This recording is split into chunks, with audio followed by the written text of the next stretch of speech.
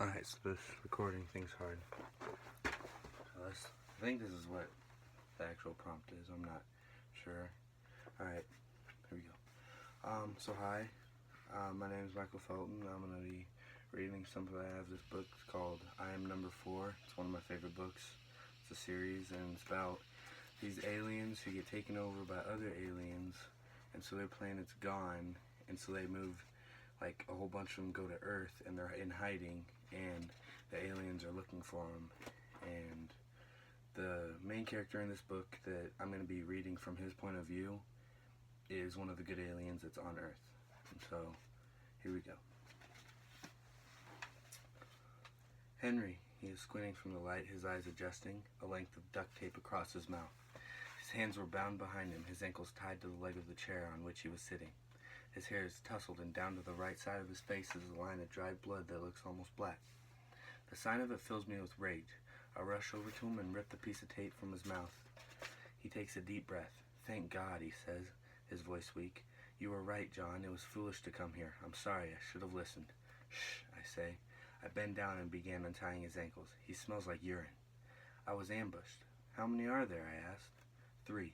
I've tied one of them up upstairs," I say. I free his ankles. He stretches his legs out and sighs with relief. "I've been in this damn chair all day." I began working his hands free. "How in the hell did you get here?" he asked. Sam and I came together. We drove down. "You're kidding me." I had no other way. "What did you drive?"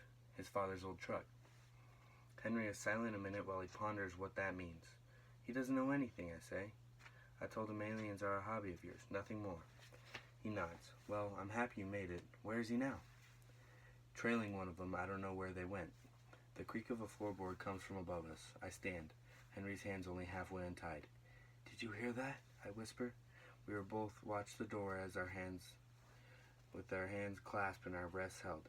A foot steps onto the top stair, and then a second, and all at once a large man I passed earlier, the one Sam was trailing, comes into view. "The party's over, fellas," he says. He's holding a gun aimed at my face. "Now step away." I hold my hands up in front of me and take a step back. I'm thinking of using my powers to pull the gun away, but what if somehow I cause it to fire by accident? I'm not that confident in my abilities just yet. It's just too risky. "They told us you might be coming, that you would look like humans, that you were the real enemy," the man says. "What are you talking about?" I ask. "They're delusional," Henry says. "They think we're the enemy."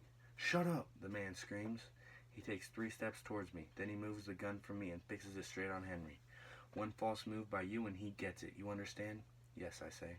"Now catch this," he says. He pulls out a roll of duct tape from the shelf behind him and throws it towards me. As it moves through the air, I stop it, suspended about 8 feet off the ground and halfway between us, and start spinning it very quickly. The man stares at it, confused. "What the?" While he's distracted, I move my arm towards him in a throwing motion. The roll of tape flies back and slams him in the nose.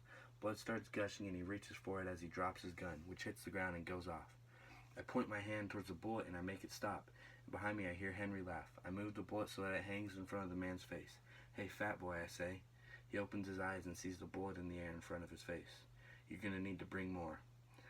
I let go of the bullet and let it fall to the ground at his feet. He turns to run, but I bring him back across the room and slam him up against a large support pole. It knocks him out and he slumps to the floor. I grab the tape and tie him to the pole. After I'm sure he's secured, I turn to Henry and finish freeing him. "John, I think that's the best surprise I've ever seen in my entire life," he says in a whisper. Such relief in his voice that I think tears might come next. I smile proudly. "Thanks, it showed at dinner." "Sorry I missed it." "I told him you were tied up." He smiles. "Thank God the legacy came," he says, and I realize that the stress of my legacies forming, or the fear of them not forming, took a far greater toll on Henry than I imagined. "So what happened to you?" I asked. I knocked on the door. All 3 of them were home. When I walked in, one of them clubbed me in the back of the head. Then I woke up in this chair. He shakes his head and says a long string of words in Loric that I know are curses. I finish untying him and he stands and stretches his legs.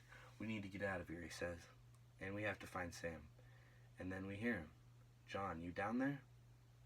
And that is the end of that little section.